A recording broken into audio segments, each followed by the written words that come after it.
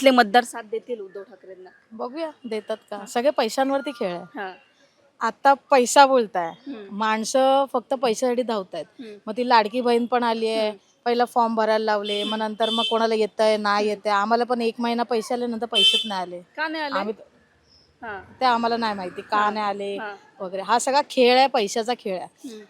जेव्हा घरामध्ये माणसं उपाशी असतात तेव्हा तुम्ही बघायला येता का? मग जेव्हा मतदान पाहिजे असतं तेव्हा तुम्ही घरोघरी दरवाजे वाजवायला येता. हा. कशाला येता मग? हा.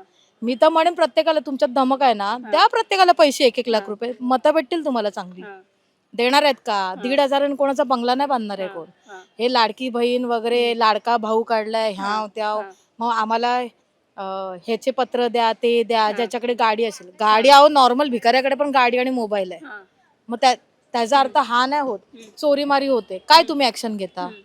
आज मुलं चोरीला जात आहेत, बलात्कार होतात, काय ऍक्शन घेतली तुम्ही? कोण नाही, सगळे एका मणीचे माळी आहेत. जीएसटी वाढवली, हे वाढवलं, ते वाढवलं, काय फायदा त्याचा? अरे नॉर्मल माणसं मरतायत.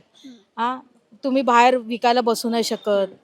म्युन्सिपाल्टी 10 वेळा येणार का? मग आम्ही विकणार कसं किंवा आम्ही पोट भरणार कसं? आमचं तर हातावरचं पोट आहे. आम्ही असं बसून, आमची लेकरं बघा ही अशी रोडावर बसून आम्ही विकतो, खातो, पितोय.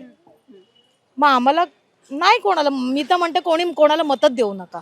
मग ते कोणी असू दे, तो मोदी असो. मोदी मोदी बोलून बोलून मोदीने सगळं साफ करून आपलं सगळं तिथे नेऊन सोडलंय. काय फायदा त्याचा? आपल्या मराठी लोकांचं काय अस्तित्व आहे का आजच्या तारखेला? काही नाही.